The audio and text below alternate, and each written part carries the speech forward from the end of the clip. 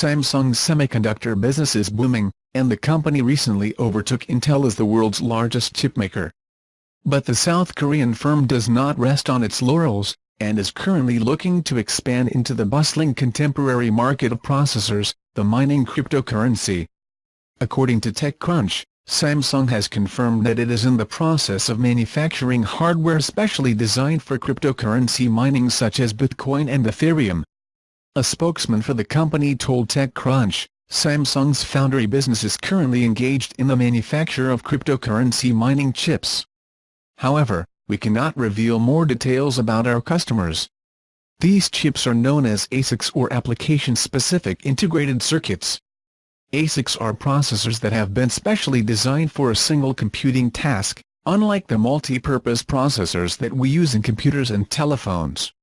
As the valuation of cryptocurrencies has skyrocketed, the demand for this type of chips has also increased.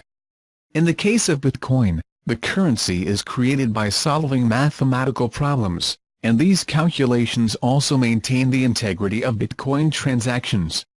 As more Bitcoins are extracted, these mathematical problems become increasingly difficult.